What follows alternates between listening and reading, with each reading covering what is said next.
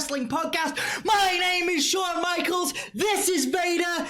This is the Gimme Wrestling Podcast. I already said that. What are we doing today? You're Anthony. I'm Dom. You look like Vader. I look like Shawn Micheals. You do not look like Shawn Micheals, and I do not look like Vader. You do look like Vader. You disgust me. You should be wearing a mask. You'd look better in a mask. In Your House, International Incident is the first one we're doing today. July the 21st, 1996, from Vancouver, British Columbia in Canada. Let's take you back in a time machine a little bit. Twilight Zone, right? Absolutely. The number one. I never actually saw that. That's a thing. I think it is, yeah. Black and white, old black and white. They used to have a ride. They had a ride in Tower of Terror, man. Tower of Terror. I did that one time. Yeah, I bet you... I really did. Got scared. I really pooped my pants. Yes. Good. Happy Gilmore was the number one UK film at the time. That's Adam Sandler. Yeah, man, that was wicked. And Gary Barlow, Forever One is. I feel old. This is where we start to feel real old because we can remember this stuff. I know, right? Gary Barlow, Forever Love. I don't know it. Don't care to. A lot of people dance to it at weddings. Probably. Yeah, probably. Commentators for this event were Jerry Lawler, Jim Ross, and Vince McMahon. Before we go into our review of the episode, it's quite an interesting episode. There's certainly a good main event to talk about, and a couple of little bits in the card that are quite interesting, really. We've got a comment on one of our previous videos, which was on the Hall of Fame, where we picked our top 3 male wrestlers, top female wrestlers. That was good fun. I enjoyed from 93 that. I love doing those. I love doing a little debate with you. Yeah, and it's got good views and stuff like that. That came out really well, I think. Yeah, man, I think it came out good. So if you haven't seen it, check it up. We got dressed up for the occasion. It was mental. So just check our YouTube page and it'll be in a playlist there. Susan Renee, who's the owner of the Macho Man Randy Savage, the greatest Facebook page. Regular commentator, commenter on our videos. We appreciate you, Susan. We obviously appreciate your page as well. And the Macho Man. It's great, man. It's great. We saw a couple of good elbows on this pay-per-view. We'll see a couple of... Anytime Shawn Micheals is about... There's a few elbows, man. You see a taking that off Macho Man. That's a point, actually, Susan. If you could reply to us, who did it? Who did the match? Because obviously CM Punk did the direct kind of raising of the two arms thing. But I believe Shawn Micheals is in fact the best elbow drop in the business. Seriously? You think better than Velveteen Dream? No, currently Velveteen Dream, but at this point in our history... Oh no, I still say Macho at this point. No, I mean oh, right, in terms Macho. Of who's wrestling. So since Macho, yeah. Right? Yeah. So is it CM Punk or is it Shawn Micheals, or is there another one that you really like? So Suzanne, if you could give us a reply, I'd appreciate that. Oh, rock and roll. She says, hey guys, really enjoyed the Hall of Fame video. New rock and roll, which comes up soon. New rock. Great idea to do these, and like to hear both of your choices on all the categories. Again, we do it freelance, so we just go into it and just talk about it, and then we get angry with each other and fight. It's good fun. That's what podcast is all about. She was a huge fan of both Sonny and Shawn. No, I'm not inserting interesting joke here, she says. Sonny and Shawn were fondling. Oh yeah, that was a thing. They were fond of each other. Yeah, there was. They were very fond of each other. Yeah, absolutely. But Sonny didn't make it. Another wrestler made it into our list. So go check out that video and come back to us for this video. Shawn will always be my second favourite of all time. And she no longer cares about Tammy, which is understandable. She's had a lot of tough times. I think Owen deserves a lot of credit as well. Yes, Shawn will always be known as Mr. WrestleMania, but Randy will always be the man. Mm-hmm. I believe that's Becky Lynch at the minute, isn't it? Yeah, I believe it is. At present, yes. The matches were top notch. We just didn't get the feud that would have ended up at Mania. I don't need to tell Susan this because Susan probably told me this from her Facebook page. But there's some great videos of Macho Man and Shawn Micheals on the house circuit. I still need to watch those, man. So good. We might do an episode. One of the things that Susan says is that she'd love to see us do a video on it at a time. Nice. That'd be quite an interesting thing to do. So we'll look at doing that in the future. So thank you very much, Susan. Thanks for your awesome vids. You guys are fun to watch. Cheers, man. Appreciate that. Yep. Awesome. Rock and roll. Let's carry on with the pay-per-view review. So at the free-for-all, we see Jose Lothario push Jim Cornette. Oh, that was a scandal. Whoa, scandalous, yeah. He oversold that push, didn't he? Oh, he did. And Michaels comes out for the save. No audio, no explanation. We get onto that later on in the pay-per-view. Fine, whatever. Next, Smoking Guns with Sonny versus the Body Donners is the first match. Yeah, it's not until the following pay-per-view where I start to really dig the body donners as faces. They just don't grab me. Yeah, no, they're better as heels. Way better as heels. They just don't grab me here. The tag division is awful, man. It is awful at this time. I actually really like the Smoking Guns now. No, like, a heel tag team, I think they're great. I think they're better, yeah. Billy Gunn, man, just one of the most underrated of all time. Kind of like an early Dolph Ziggler. Already. Well, actually, Dolph 5 minutes in. Dolph does take a few moves from Billy, but yeah, I really like the Smoking Guns. I do really like them. Okay, cool. I'd say the division's awful at the minute, and that's why Sonny's inserted into the division, and Sonny is the only thing that makes the tag division worth anything at the minute, which is part of the reason I was putting a case forward for her to go in our Hall of Fame. Sonny was smoking. She was.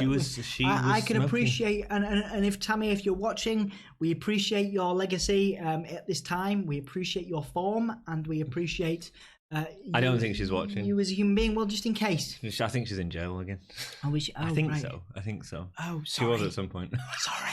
Unless they get YouTube in jail. They probably do. Probably do. She comes out in a leather bra. That's what it was all about, really. It was about sexuality. And for the next few years, probably 15, 10 years. But Sonny was so dynamic and charismatic on the mic. It wasn't just about a look, and she made stuff quite interesting. This is a non-title matchup, which means that the people with the titles are going to lose. Harvey Whippleman was referee. Clearly, WWF had nothing to do with Harvey Whippleman at this point. He appears in the next few pay-per-views really weird, as referee isn't it? as well. Really weird. Sort of gone from this weird, skinny, awkward manager to a ref. Very strange. Yeah, it is very a bit strange weird. And very odd. It's a bit like when they had the referee do the feud with, was it Bret Hart earlier on? What was his name? Danny... who's in the Rumble and stuff. I know, I remember. Yeah, and then he went back to referee. Escapes me at the minute, yeah. It's like they give people this storyline and then put them in referee and expect us to completely forget that they've got a character. Yeah, Harvey was interesting. I mean, I don't know what else they could have done with him, but like during the Birth of Faith thing. Birth of Faith. Oh, she was great. Yeah, well, he's a referee now. Yep. Body Donor interview where they say they don't need Cloudy as a manager and they are here for serious business. Yeah, Cloudy, the drag band queen thing. He was very tough though outside of that character. Yeah. Not that I'm certainly not saying that Cloudy wasn't tough at all, but didn't do much else in the WWF. No, not at all. From the start, the Body Donors attack looked nowhere near the Gun's head when they clear them out. It was weird. They do this big attack. Yay, faces. And it was just rubbish. It was rubbish wrestling. Pritchard seemed off as well, not getting the height he needed during the leapfrog at one point. At least his arm takedowns were still neat. Axe handles off the top rope, not entertaining. Like within this era of WWF, it's moved on since the 80s, and axe handles are overdone and they're overused in this match. Skip head scissors, which is a little slow, but his headbutting sells a bit better. The commentators are selling the weakness of the tag division at this point.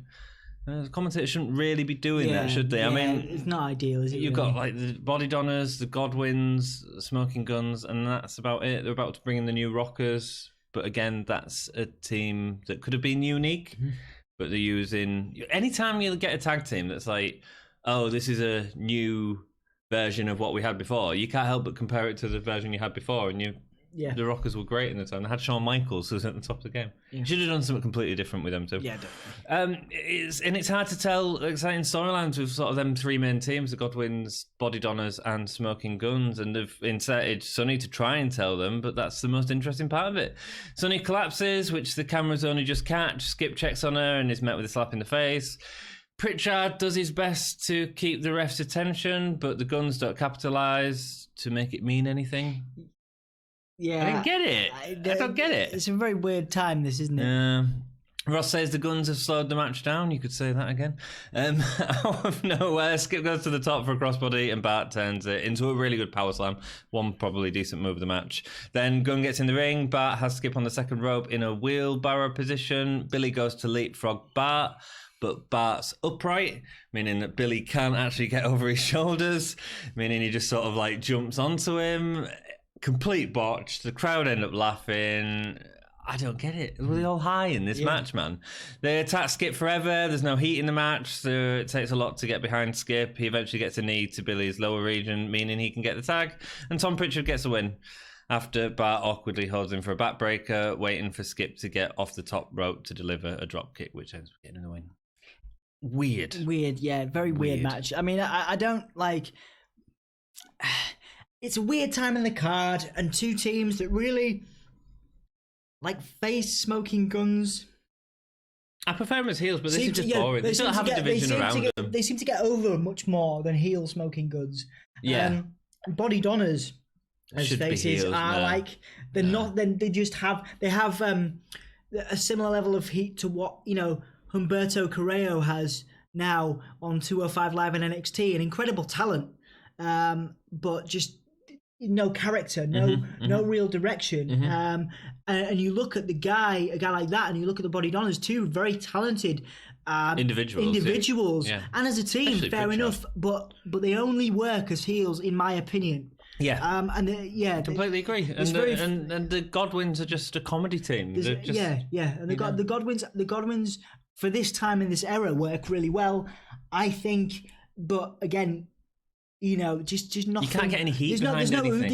You look at how the Usos are today, and how hell even Ryder and Hawkins have more about them than the Body, and we're looking at an equivalent tag team in terms of skill wise, both very good. But like in terms of crowd interaction, there's nothing there. All the colognes, wonderful tag team, but there's no heat there or anything. Go out and they're losing. Exactly, and nobody cares. And I think that we've reached that point, not necessarily with the Guns or the Godwinns, but definitely with the Body Donners. I think we've got a few more pay-per-views of this sort of really plodding tag team stuff, which is all just about getting Sonny out there to get the money, baby.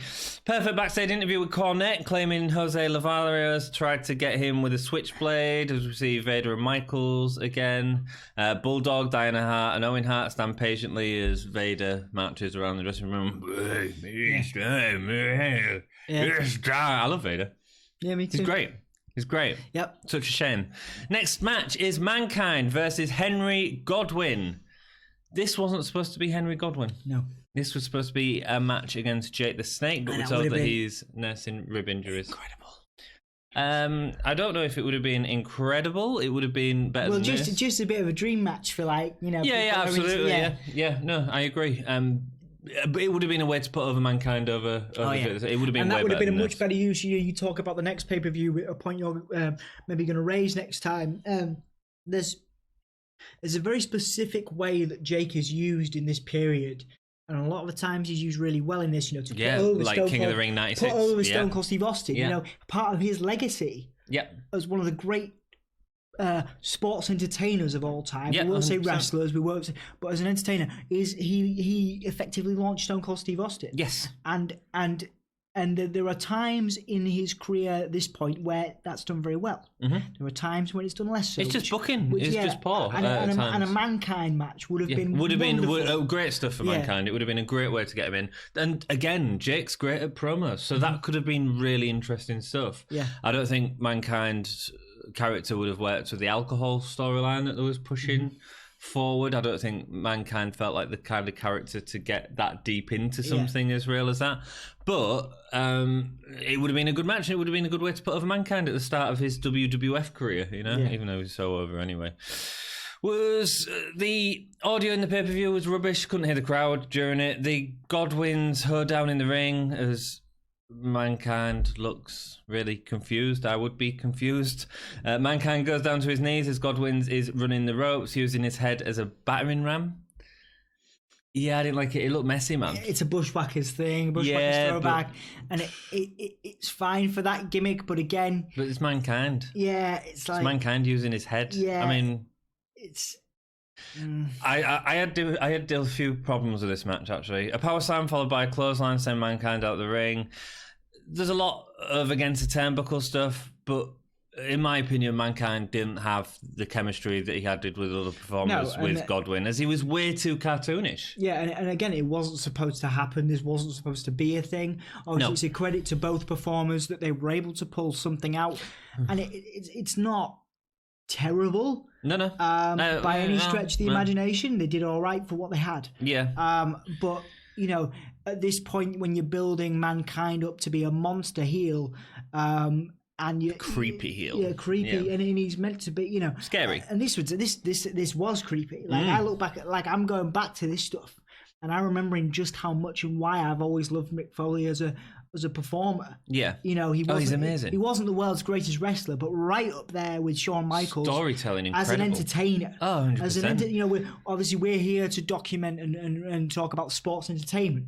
We're not really here to talk about the art of wrestling. No. And sports entertainment wise, he had it. He was everything. Yeah, absolutely. But certain wrestlers can get away with just being wrestling based and pure wrestling based, and I can enjoy that.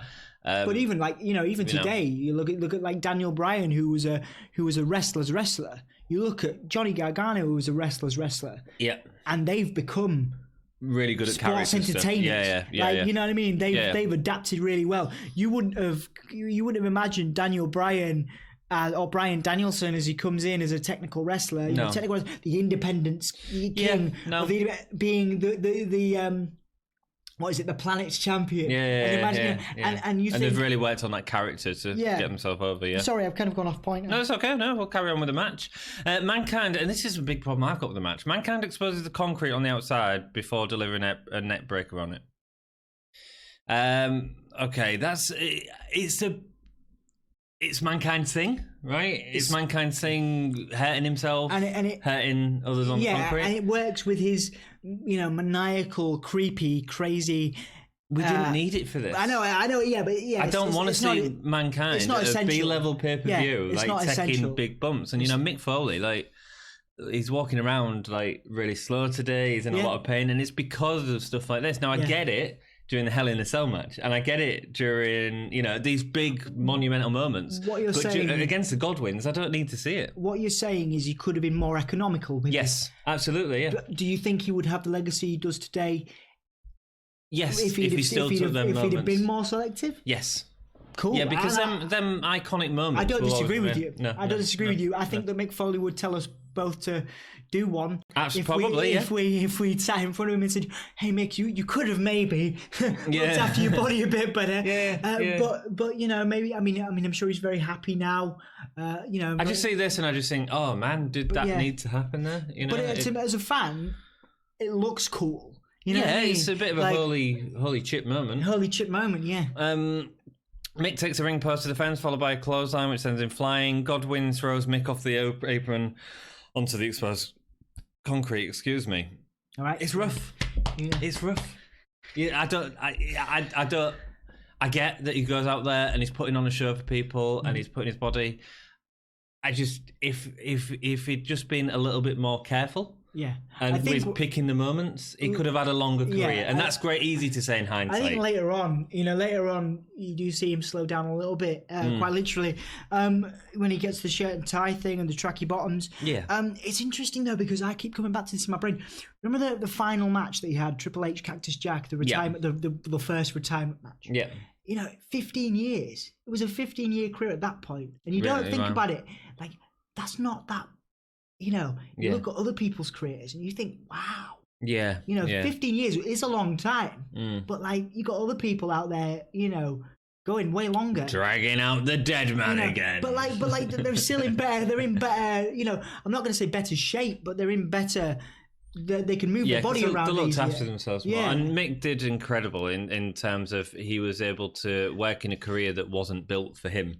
And he took something unique in that he can take punishment and use it. But actually, in reality, long-term punishment, he couldn't actually take it. Before we move on, I have one argument that basically poo-poos everything we've just said. Mm-hmm. Terry Funk. Yeah, he's probably taken as much.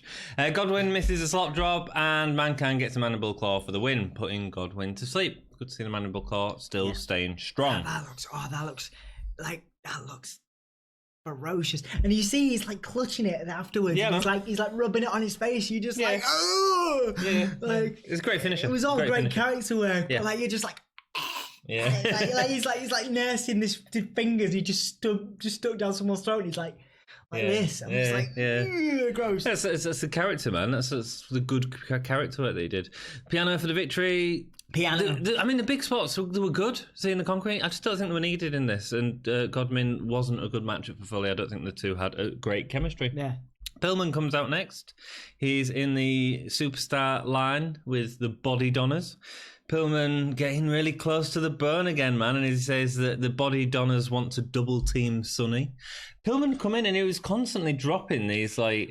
Yeah. I mean, if you look at the last pay-per-view review that we did, he come out and Vince had to apologise because he swore on camera, you know? Yeah. It was, again, it was attitude error just before, and again, Brian effing Pillman, which is that his actual wrestling, he actually used that as a thing, so I can say that. Yeah. You know, you just think, I mean, what he could have still been doing something. Yeah, I don't know. I think he was quite a fast worker to be still doing stuff. Well, I mean, like, not in terms of wrestling, but like it's something in the business, because he's just a wonderful man. Yeah. A wonderful man for the business, and somebody up there with, in my opinion, you know, someone up there with a Mick Foley or a Jake the Snake. I'm looking forward to seeing more of him, actually. Because of his injuries. Yeah. He's used very sparingly over the coming years. Well, we'll see him in the pay-per-views, you know. Stone Cold Steve Austin versus Mark Mero next.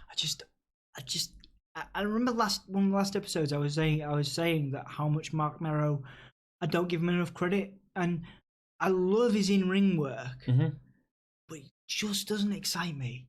Like, it just doesn't, you know, like there's lists of people on these pay-per-views. Henry Godwinn excites me more than Mark Mero. And seriously? I can't explain to you why.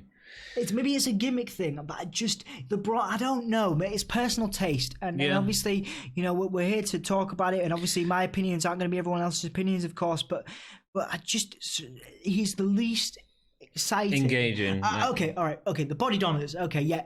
Not Mark Mero excites me more than the Body Donners. Okay. But like, something doesn't click. I know. I get exactly what you're saying. I think he's got such a great in-ring performer. Like, you watch his matches, you're like, wow. He's got some great moments in his matches. Yeah. But then there's also a bit of botchiness, and getting to their moments doesn't always run quite as smooth. We'll go into this match, and we'll talk a little bit about it, because there's a couple of botches in this match as well.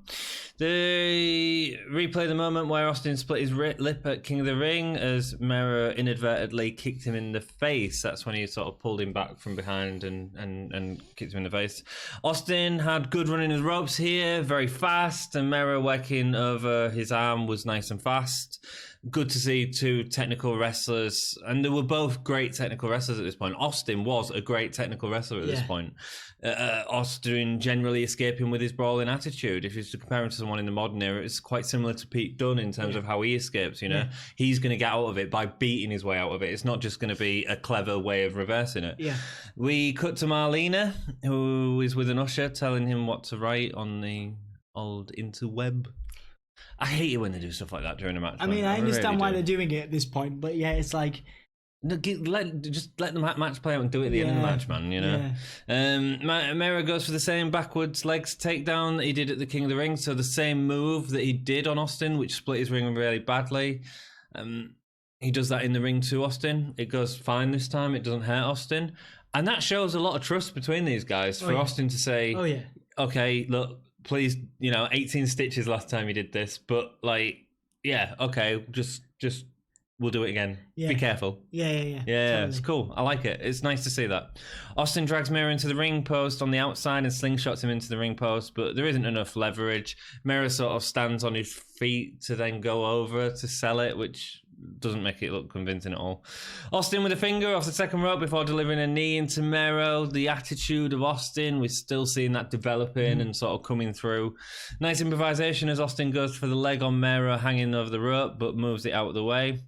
Normally it's like a hanging on the rope spot, but Austin doesn't get it and uses his finger to say no before immediately going back onto work on Mero. He doesn't let the fact that a move hasn't gone through put him off. He just carries on with it, improvises. That's great. There was a lot of that this time as well. You could see, like, you know, there was a lot of little botches, but people seem to deal with it. You know, Austin was really good at dealing with carries through stuff to like this. that. It carries through to today. There are people that are prepared for stuff like that. In most cases, unless you're Brock Lesnar and you just lose it, unless you lose your mind. Yeah. Miro then lifts him onto the ring ropes, so he gets hung on the ring ropes. Marlena comes out.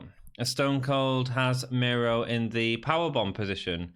He falls backwards, and although Miro doesn't go straight out, Austin turns him around, and Miro head scissor takes down both men over the top rope. Nice move. Usher hands out Lawler a gold envelope, while Miro is cannonballing off the apron. Again, it's a way of like, it just takes you out of the action too much. I get what they're doing. I get that they're trying to tell this story throughout the pay-per-view of Goldust, but I just want to watch Mark Miro and thingy, and actually some of the best stuff that they were doing in the ring is happening while he's giving him an envelope. It's just silly. It takes you out of it. It's bad. Austin gets a stunner for the win, and the crowd cheer the heel. Yeah, this is that time. It's weird, isn't it? Yeah, it was starting to move into that cheering heel time, which is cool. Again, Marlena is really distracting from the match. Again, I think the match seemed a little botchy at times, but it's still definitely worth watching. It's still some nice stuff in it. I think most people would probably prefer the King of the Ring match. I quite like this match better. I prefer the King of the Ring match. Okay, cool. Personally. Fair enough. Bob Backlund comes into the audience to campaign. I love this stuff. You know what Vince wanted, don't you? From the Backlund stuff? Yeah. Go on. He wanted him to run for president. Oh, yeah. He wanted him to be on the ballot card for president because he thought it'd be good to have a WWE superstar on that. There you go. I mean, he's still going in the same outfit today. Like you look at Bob Backlund, comes out in his red suspenders and his white shirt. He's still doing stuff. Like he was part of a weird Darren Young angle. No, that was an angle. But recently he came back into attention, media research, because he was doing like a handstand at a live event associated with, I think it was StarCast or something. But he was doing like this handstand and like doing all these acrobatics, and you just how old must people were like what, because Bob Backlund, who is however old he is now, able to do all this stuff, so props to you, Bob. on him, man. You Good know, on him. Exactly, apparently he's campaigning in Canada. What now? That's where he's campaigning, as part of it, which is the wrong country to be campaigning in, but that actually probably suits Backlund's character quite well. Goldust with Marlena is next versus The Undertaker. Of course, 2/3 of the entire match is all entrances. It's Goldust and Undertaker. It's going to be a long one. There's a lot of Goldust fearing entering the ring with Undertaker. It just plays out a little bit too long. Goldust grabs the ref and uses him as a shield to avoid Taker. Taker gets a single punch and Goldust is back out of the ring, walking up the ramp again. So it's like we've had a long entrance and then we're getting 5 minutes of the avoidance thing. It's a bit slow for me. Yeah. Taker gets... Goldust eventually grabs Taker and pulls him out. Taker does a weird chokeslam, leaving Goldust to sort of sit on the ring steps. So he does a chokeslam, and the idea is he's going to chokeslam him onto the ring steps. But I think Dustin took it really badly and just sort of sits on the ring steps. It was like, I don't actually want to get hurt here. Well, fair enough, but I mean... It just looked weird. Don't do it. Taker then steps to beat Goldust, and Marlena throws herself over him. Nice to see his manager being used in that way. Marlena didn't really do a lot most of the time, did she? She had a very similar effect on me as Sonny does on you. There's something about the cigar smoking. What effect is that exactly? Well, I always really liked Marlena. Okay, cool. I just don't think she does much as a manager. I mean, again, she didn't need to because she's got that kind of weird, quirky thing going on. I don't actually think Goldust needed it, I don't think Goldust needed Marlena. I liked it. I don't. Maybe you're right, but I liked her role in his. Okay, cool, interesting. We have a different take on it. I like it. There's no real competition here. It's all Goldust fearful of Taker's clotheslines and punches. There was none of the fire that we see in The Undertaker that we see in the Mankind feuds that he's having. I was impressed that Goldust got as much offense in as he did. I think that Goldust definitely acts as a good foil to The Undertaker at this point, but they could have done more with it. I'd love to have seen them do more with it. I disagree. I didn't enjoy it at all. Goldust clothesline Taker out the ring to finally gets a little offense, but it's nothing exciting. That's the problem. It's Goldust eventually throws the ring steps on Taker and uses the exposed turnbuckle. I like Goldust's unique fall to the floor and do the slap and stuff like that. Love that. It's great. I think Goldust could have done with more unique wrestling moves, I think. It doesn't last as Bearer wets the crowd to a rest in peace chant before going for a tombstone, which he drops and falls into a cradle. Then Taker gets his tombstone. Instead of getting a pin, though, Mankind comes from underneath the ring. Oh, that was cool. And pulls Taker into the ring. Yeah, it is cool because it's not something that we're seeing every week at the minute, as you might do in a few years' time.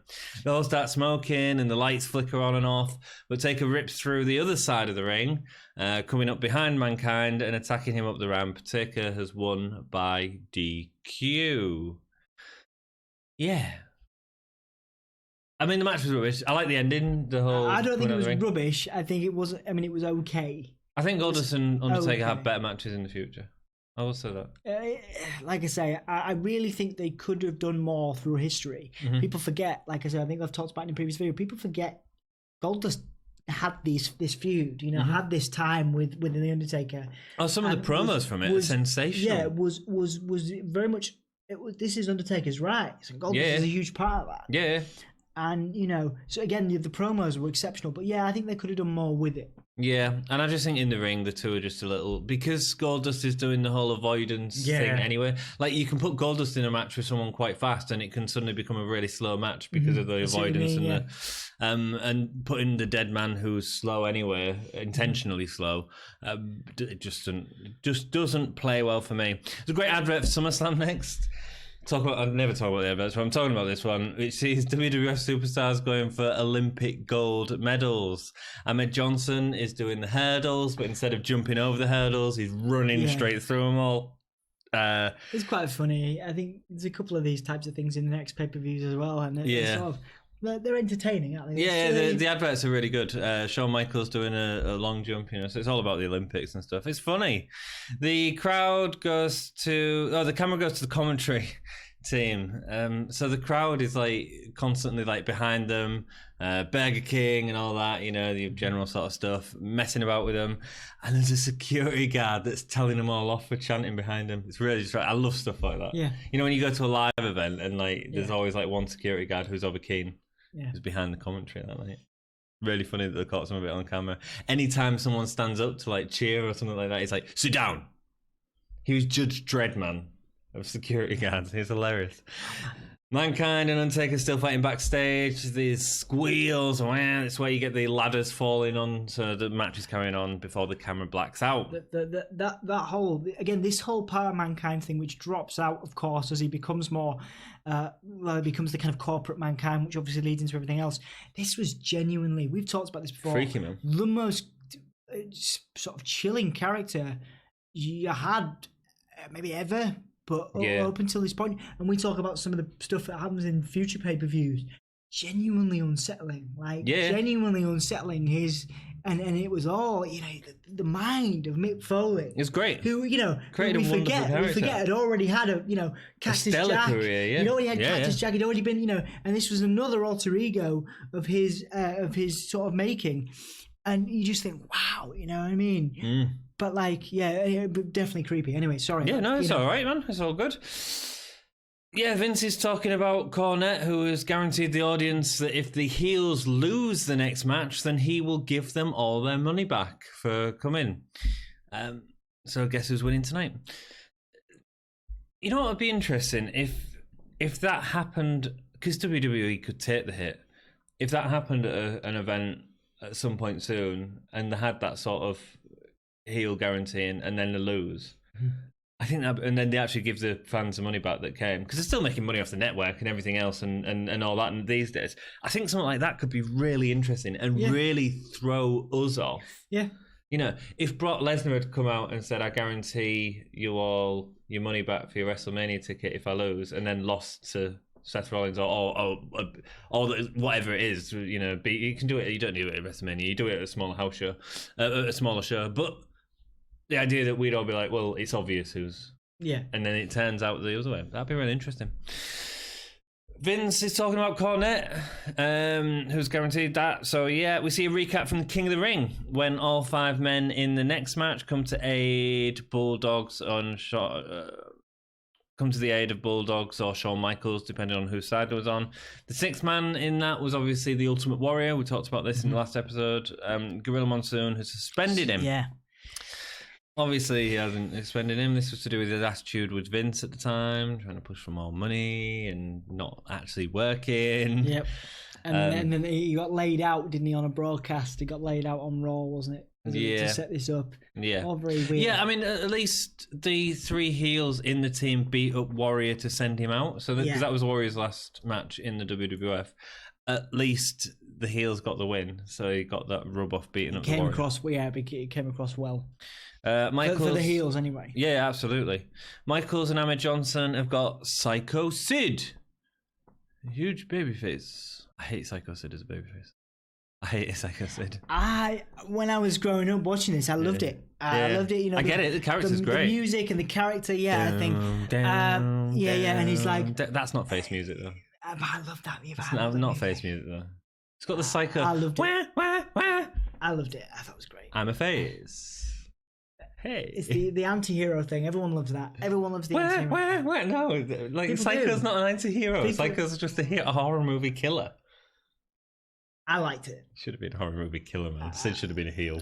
He was a heel No, I know he was. Most of his, but this with face, I just find it weird because he does the same promos as well. He does the whole like whispering angry promos. You gotta be too bad, which is cool. That ain't face. Yeah, that ain't face. Cornet sprang a trap as Michaels and Ahmed come out of guerrilla position, throwing coke in the face. Ooh, he threw coke in the face. Ooh. It's an ambush. Vader and Bulldog and Hart start attacking them. Psycho Kid comes screeching in the car. This is all happening on Raw. Knocking over a pallet as he goes, like proper driving. He comes out in his jeans and white t-shirt and looking like your next door neighbour who just happens to be massive and crazy. Massive and curly haired. Yeah. Lots of moves in that hair, man. Sid does look like you kind of... He's a heel, man. Yeah, I know, but he looks like your crazy next door neighbour that you just don't want to annoy, doesn't he? He looks like a psycho. That's why his gimmick was a psycho. That's why his music was ripped off Psycho. He doesn't do Norman Bates doesn't do the face thing very well. I loved it, mate. I loved it. I loved it. Do you know who would have been better to bring back? Go on then. Hitman. Especially considering they were in Canada for this, it would have got a huge pop. And you've got the whole Owen Hart thing straight away there. Yeah. Interview with the Faces is Michaels. It's not as dynamic as Michael's normal promos. It's actually Sid who was more dynamic. I really like Sid, man. I like Sid at this period. Yeah. Cool. You like Sid face? What? You like Sid face? I do. Yeah, cool. I do. Cool. But then I like Bray Wyatt. You know what I mean? Bray Wyatt's a better heel than he is a face. Yeah. But yeah. You're going to look back on this podcast in 10 years' time and say, I like Bray Wyatt. Who? He's still going to be there. He might just be wearing a sock puppet mask. Let's move on. Present day reference. People are watching this in 5 years' time and they're like, oh, the sock puppet thing. Oh, that was really good. Yeah. Hey, we put on a really good post on Facebook recently that compared Bray Wyatt's just come out WrestleMania after Raw with Sock Puppet. We compared it to the Gobbledygooker meets Mr. Socko and had a baby. But that's on our Facebook. So if you go over to our Facebook, you can see more fun posts like that. We also have Instagram where there's some really good stuff going on there. Twitter where Dom's constantly updating it with some wrestling stuff that's really cool. And we also have Patreon. If you want to support us, you can go over there. You don't have to. The biggest way to support us is by watching these videos and giving us a thumbs up. If you subscribe to the channel, it really helps, and if you hit the ring bell, ding ding, it really helps us as well. Boom. I like that, man. And I've done that. That's good. Oh yeah, nice, well done. Patreon, we did. I always, but how Patreon works is you can support us if you want to. You're just looking at me like, let me do this. No, I did it really quick so that people don't have to watch it again, and then you go back into this. No, and you're gonna say that it's like buying us a cup of coffee. It's like but I don't like that. I think it's more like two homeless people, and you're saying, "Yeah, here's a quid." Well, okay, guys. If you want to support us, right? It's like we're two homeless guys on the street. If you just want to chuck us a quid, just to say you like what we do, then you can do that by donating to the Patreon. Or if you just want a t-shirt, go over to Redbubble and you can buy them there. Support us if you can.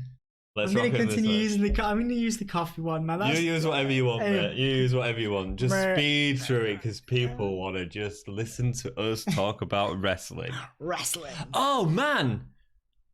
We hit over 100 subscribers. We did. Thank you so much for that. This is the annoying thing where people do that. Have you ever done this on Facebook, right? Where you get to 100 things and you go, Yeah. "Thanks for the 100 likes," and then someone absolutely No, we blasted through the 100 Unlikes it. subscribers. Yeah, We yeah, blasted through we're it. 105. Five of you can back off now and we'd still be fine. Please don't. So this match is Shawn Micheals, Ahmed Jordan, and Psycho Sid Jordan. versus Vader, Owen Hart, and Bulldog. We'll talk a bit more about Bulldog in the next episode. Yep. Got some interesting stuff on him. I mean, interesting opinions. Anyway, as Micheals is coming down, the crowd barrier collapses, and about 5 fans all fall to the feet. He's like a Shawn rock star, Micheals. man. Like, Yeah, it's like man. a rock star thing. He is, He yeah. handles it really well too. Like He's quite a sexy boy. well, he is, but he's also a gentleman as well. He also deals with things very well. No, he doesn't. He deals with things. He just very- has temper tantrums, man. Yeah, no, on street. Yeah, he's just like, temper tantrums on screen as well.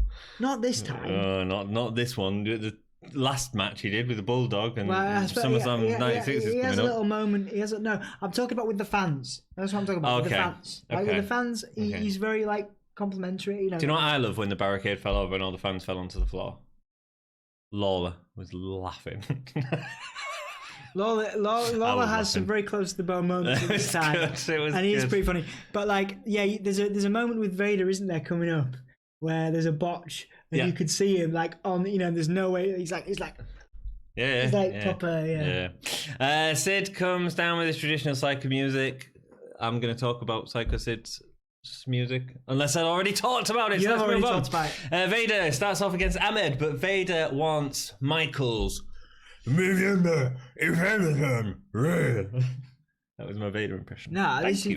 Vader's like, it's time! It's time! It's Vader time! That's my great. Vader It's great. It's good, man. And in It's the good. ring, he's like this too. He's like, he just this thing. Weedy Dom cannot do an impression of Vader and not look absolutely ridiculous. I like it. Shut up. Shut your face. Obviously, Vader is too big for Micheals. Micheals can't beat Vader. So Micheals ends up flying to take down Vader. There's a great crossbody here, sending both men out the ring. Micheals continues his assault with a baseball slide, another crossbody, this time onto Vader outside the ring. Good stuff. Their feud is really coming along well here. Yeah. Really well. We've got a lot of good things to say about Micheals and Vader's dynamic and Yes. what could have been. Yeah. I agree with you here. I think- SummerSlam has their Vader and Shawn Micheals as the main event, so subscribe and you'll see that next week. When Sid gets attacked, the crowd go mental, man. The crowd were huge behind Sid here. He delivers a clothesline to all the heels, sending them over the top rope because that's one of his moves. I mean, there's some weird. There's a couple of weird moments here. There's a load of power moves and like. No, there's not. There's clotheslines. Let's not call it moves. It's clotheslines.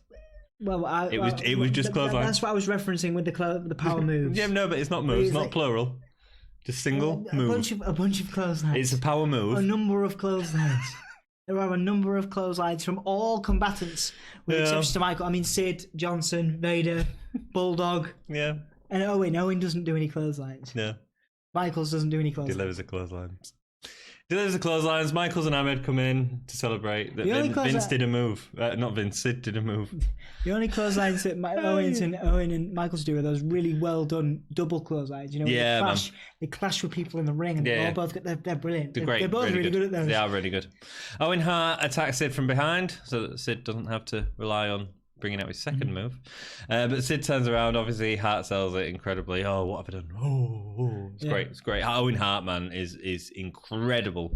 Ahmed Johnson with 3 belly-to-back slams in quick succession to Owen.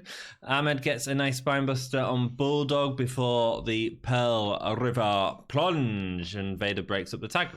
Vader does an avalanche into the corner on Ahmed, which is one of the best avalanches Vader, man. It felt powerful. Yeah. It felt heavy. Even on Ahmed, who's a big guy, it felt monstrous. He goes for it again, but Ahmed catches him and slams him instead. Slamming Vader. Big guy to slam. Sid gets a tag. He brings out his second move for the match. I don't... He doesn't. No. I'm just like, I just don't know why you're so hard on him. Why I'm so hard on him? Because this crowd, is like 10 minutes into... Oh, the crowd love him. The crowd love it. Yeah, because it said... Well, great, so he goes to Owen That's Hart. all you need. That's all you need. Is Spoiler alert. Look at Zack Ryder. Yeah? Right? Yeah. So popular, it doesn't matter what. Very talented wrestler. Okay, Zack Ryder's a bad example. Okay, no guy gets away apart from... No guy gets away with doing no moves anyway. Lesnar, but Lesnar has... Lesnar has more... Suplexes and... Clotheslines. Spear! Wait, what? Lesnar doesn't have a spear. What does Lesnar do? Suplexes? He does that sort of running thing. Suplexes. Running into barricade. If we go back. Clotheslines. Punches. Boop, boop, boop, boop. Oh, yeah. Breaking open. And the Kimura lock. Yeah, the Kimura lock. Yeah, he's way more talented than Sid. Okay. So Sid delivers... guess what he delivers, Dom? It's a clothesline. It's a clothesline. How did you know? Followed by... a big boot. And I was about to say, Ooh. I love his big boots. I mean, he's got a really good big boot. He's got a good big boot. Hey, if you're going to do 3 moves, do them well. 3 moves of doom. Bulldog. When we rip into John Cena. John Cena's way better than Sid. Can you imagine like a Psycho Sid and John Cena crossbreed? Where there's like, he's got like curly hair, the chiseled jawline, and he's doing the like, you can't see me, but the weird creepy... Isn't that Doctor of Thugonomics? Does he have curly hair as Doctor? He's got a hat on, so he's probably... I'm just trying to think of like a Psycho Cena. Psycho Cena. That's good, man. That's good. You know? That'd be a good heel turn, man. Yeah, exactly, yeah. Psycho Cena. Yeah, Anyway, cool. sorry. Rock and roll. Bulldog delivers a delayed suplex to Sid as the heel make quick tags to stay on top of Sid, meaning that he doesn't have to deliver any moves. But it goes to show his dominance too. It goes to show that Sid, they're genuinely afraid of Sid. That's really built up quite well into the match. I love the fact you said that. What? I love it. You're so defending Sid. I am. But they genuinely are afraid of him. He's afraid of doing a move. Well, he delivers a slap to, I think it was Owen, to get away from him. So maybe I don't know if a slap's a dead move. The gimmick, right? People are afraid of Sid. That's the gimmick. That's what everyone tries. People are afraid of Sid. Yeah, people love him. People love him. The idea is that the heels are afraid of him, and that's the point. Yeah. So he gets a tag, so he don't have to do any more moves. It saves them all for later on. Saves them. Are you getting angry with me in this match? Carry on. Vader gets knocked off the apron. Owen goes to break a pin attempt on Bulldog, but just ends up hitting Bulldog. Again, great comedic timing, but done in such a great way. Yeah, as a team, they were one of the best in history. They're good. No, I think that's too far, but yeah, they are good. In terms of chemistry, because of how well they know each other, I mean, in terms of the dynamic, I think so. All right, name 5 teams that are better, and then they can't be the greatest in history. 5 teams that are better. Yeah, I'm not going to say they're the greatest team. You said there was one of the greatest. One of. So are they in the top 5? No. No, are they in the top 10? Probably not. Which makes them not the greatest. One of. We need to stop using the greatest. One of. Stop it. Yeah, one of. I would put them in the top 20, and one of. Nah, I don't think they'd be in the top 20. Bulldog and Owen, guys. Yeah, let us know what you think down below. Vader gets knocked off the apron. Owen goes for a pin attempt on Bulldog. Oh, I've just said that. Owens and Michaels rolling around the ring, attempting multiple pins. Hang on. Can I just clarify? I mean chemistry. The chemistry between the two of them is great. And it's really good, yeah. And arguably, it's not one of the greatest of all time. But it's really good. In terms of 2 in-ring performers. Yes. They have some of the greatest chemistry of all time. No. Greatest chemistry. Because I could name 20 tag teams that have greatest chemistry. I'm not gonna. I'll name 5 and then. Go on. Jeff and Matt Hardy. Okay. Dudley Boys. Yep. Edge and Christian. Yep. That's 3 that were very easy to do. Shield. New Day. No, not the Shield. Usos. The Shield have better chemistry. Not the Shield. New Day, yes. New Day, Usos. Yes. Yeah. Sheamus and Cesaro have better chemistry. Yes. Yeah. So I mean, that's like, yeah. There's more tag teams than that. All right, come on. Anyway. Smoking Guns. better chemistry than them two. No. I'd say so. Cool. We keep getting distracted. Sorry, yeah. It's all right, man. Owens uses his cast to hit Michaels on the back of his head as Vader buys time for the crowd to show their feelings. As the Irish whips him into the turnbuckle, which sends him to ringside. A fan then tries to get into the ring. Weird. We've had that just at the Hall of Fame 2019 that happened recently. Much more serious though, the Hall of Fame one. I mean, this could have been serious. I was watching one was it Germany that happened with Triple H and Stone Cold. It's really interesting actually because Stone Cold has talked about it quite a bit, where the fan come in and start beating on Stone Cold because he hated him, and Triple H, as the heel, went and attacked the fan, but Stone Cold had to step back because he was the babyface. Yeah. You know what I mean? So, yeah, interesting. But yeah, fan tries to get into the ring. So you've got Sid, Ahmed, Bulldog, Vader in the ring. I mean, that's a brave dude right there. A brave Vader alone, man. If Vader got hold of him, he would have eaten him. Yeah. It's cool. Yeah, Vader holds Shawn in a long chokehold, basically a really long cuddle. Vader delivers a splash to Michaels, and Ahmed Johnson comes in and absolutely floors Vader with a clothesline. Yeah, it was a great clothesline. Nice. Vader was actually really good at selling some stuff. Like, he was really good at, like... Yeah, he was. Yeah. He was great. He would sell for people. He really sold the sweet chin music as well. Like, he would very good at like selling. Yeah, he is very good at selling. Bulldog deadlifts Michaels for a backbreaker. Bulldog delivers a power slam and goes for the tag, and Sid makes a save. Yeah, with an extremely technical. Seriously. No, it's seriously technical. It's a leg drop. You're being too hard on him. It's a leg drop. I know. Look, Sid actually does a really good leg drop. I'm serious. What's more devastating, Sid's leg drop or Hogan's leg drop? Hogan's, but he does it for a big man. So Sid's one of the greatest of all time. He's one of the greatest crazy wrestlers of all time. No, he's not. Sid, who can only deliver one move. Give me 5 better crazy wrestlers. I love you. I love you. I love you. I love you. Give me 5 better crazy wrestlers. Crazy wrestlers. Okay. Oh, man, Brian Pillman. Yes. Crazy wrestlers. I'm not really thinking. I just on the spot. Go on. Jericho. No, Mankind. Okay. Jericho was Bray crazy. Wyatt. Bray Wyatt's not crazy. He's Bray Wyatt crazy. is commercial. Matt Hardy. Matt Hardy, crazy. And George Animal Steel. Right, so here's a new rule in the Gimme a Whole Yeah podcast. We can only say one of the greatest of all time if he is in the top 5, and we cannot come up with 5 better. Well, who's the top 5? But of any. Okay, so we can't say the greatest because you keep saying the greatest. I didn't say it was the greatest of all time. You said Owen and Bulldog had one of the greatest chemistries of all time. Yeah. And I said I named 5 teams who had way better chemistry. But I'm talking about the family. I'm talking about the family. I'm talking about the background. The emphasis is on the family. What I'm saying is, if we cannot name more than 5, close. Oh, then it gets cut. I was close there. That's a new rule on the Gimme a Whole Yeah podcast. For flip's sake. He was very close. Well done for saving yourself. Bulldog delivers. Doop, doop, doop, doop. I'm lost. You keep making me lose myself, dude.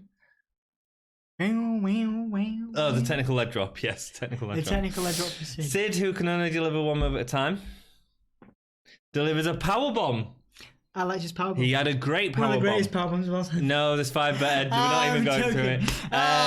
He's joking. He delivers a power bomb to all of the heels because he can only work on doing one bulb at a time. You are mean. No, I quite like Sid these in things this. to actual Sid. Actually, these days, I don't know what Sid's like these days. He's still pretty massive. Is he? Yeah, he's still pretty crazy. Is he? Actually crazy. He's got some weird opinions on things. Has he? I've not even looked at Sid. He does a lot of shoot interviews. Okay, cool. Anyway, you wouldn't want to be facing up with Psycho Sid. No, he'd whisper at me menacingly. The master. Ahmed gets a tag, but the ref doesn't see it as all 3 heels beat on Michaels. Owen ends up accidentally dropkicking Bulldog. Again, great stuff, man. Sid gets a tag and his offense has to get serious. Vader choke slams Owen. Vader chokes. Oh no, Sid comes out, delivers a choke slam to Owen, Vader, and Bulldog. That's what he does. He goes in the ring.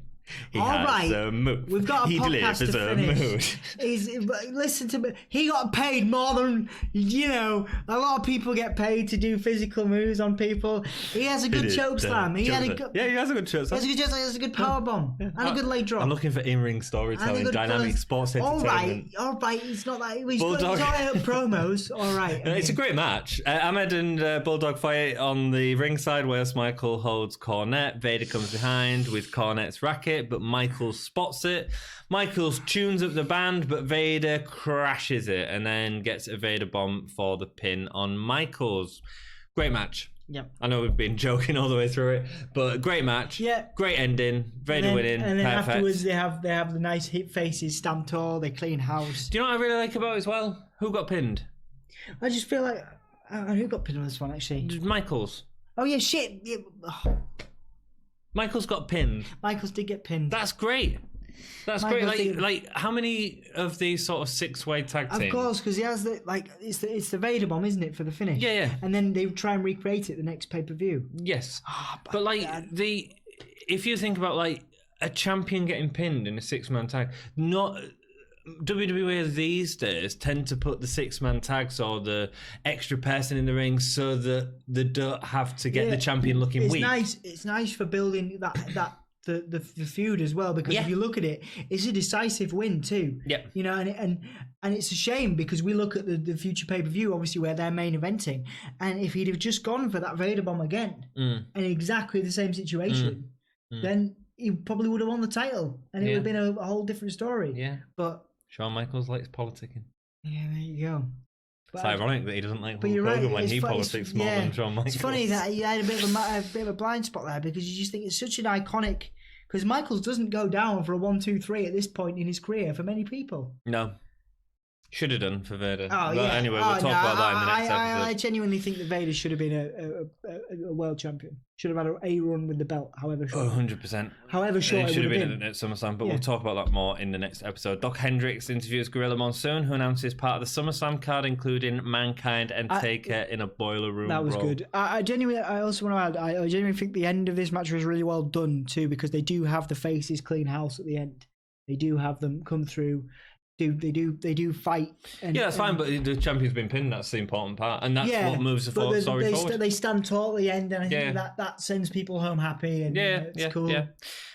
Vader comes in. And he's freaking out, isn't he? He's got. I want a boy toy. I want a boy toy. And he's freaking out at Cornette as well. Yeah, man. Yeah, it's great. And Cornette's happy to get the victory. Wonderful stuff from Vader and Cornette. This pay-per-view is rubbish, except that last match, which is really worth watching. It's good fun. But I can't save the pay-per-view. I wasn't a fan of this, especially when you compare it to the next one we're about to watch. Compare them all to the same anyway, but yeah. Gay stars for this pay-per-view?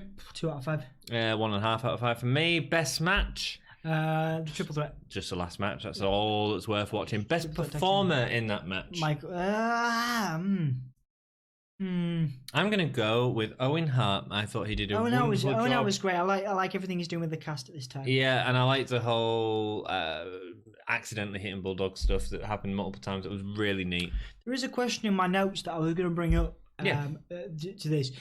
Do you think that Vader, given that we're about to have the conversation we are in the next, is Vader that day's version of Braun Strowman? Yes.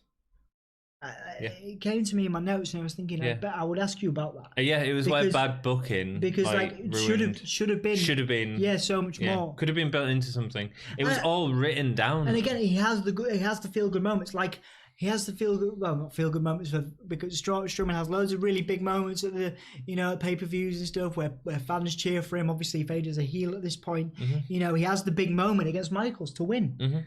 But then, it's exactly the same with Shawn. They had like a 6-month window to make ride on that wave, and they didn't take it. And part of the reason they didn't take it is because of Michaels' politicking. Holy shit moment. I'm going to go with Mankind. It's actually really good. Yeah, the Mankind neckbreaker on the on Godwinn. Yeah, I'd say Mankind falling I thought off it was the really apron. cool. Yeah, I thought it was really cool for this time, but again, it was. I don't think it was needed. Yeah, not necessarily the best choice for both performers. Groovy, you've watched this entire episode. Congratulations, or perhaps you just fell to sleep. We've rambled quite a bit on this one, but we've had a couple of good discussions. So thank you for listening. Thank you for That's paying why attention. we do it. That is why we do it. Keep it gay. We'll see you next time.